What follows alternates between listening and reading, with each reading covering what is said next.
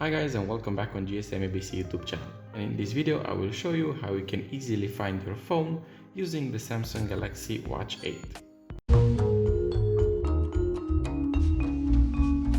Now you need to keep in mind that the watch needs to be connected to your phone, otherwise this won't work.